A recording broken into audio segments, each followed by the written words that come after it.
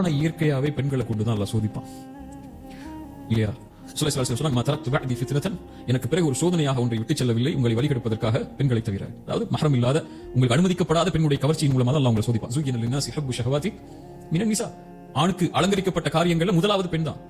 ஷைத்தான் வழிகெடுக்கிறதுக்கு ஒரு அவன் வழிகெடுக்கிறதுக்கு ஷைத்தான் பயன்படுத்தக்கூடிய முதல் ஆயுதமே பெண் தான். ஸல்லல்லாஹு அலைஹி வஸல்லம் சொன்ன மாதிரி அதுதான் பெரிய ஃபித்னாவே. அப்படியும் நபி யூசுப் அல்லாஹ் சோதிக்கிறான். யார் தடுத்துட முடியும்? அந்த நேரத்துல எல்லா கதவுகளும் அடைச்சிருக்கு. அழகிய பெண், அதுவும் அரண்மனையுடைய பெண்ணுங்கிறவங்க எப்படி இருப்பாங்க? அப்படிப்பட்ட பெண்ணுடைய அழகு இருக்கும் போதும் கூட, அந்த சோதனையில சோதிக்கப்படும் போது கூட, காலம் அல்லாஹ் என்ன பாக்குறா, நான் அவன்கிட்ட இருந்து பயந்து கொள்ளணும், அல்லாஹ் அவன்கிட்ட இருந்து என்ன பாதுகாக்கணும்னு சொல்லி விலகினாங்க. இந்த ஒரு பாடத்தை தான் அல்லாஹ் நமக்கு கொடுக்க நாடுறான். நீங்க வாழ்க்கையுடைய லட்சியத்தை நோக்கி போறீங்க, இலக்க நோக்கி போறீங்க, போகும்போது ஒரு பெண்ணுடைய கவர்ச்சியோ ஒரு பெண்ணுடைய ஹராமான தொடர்போ வந்துருச்சுன்னா உங்களுடைய பாதை தடுக்கப்பட்டுரும்.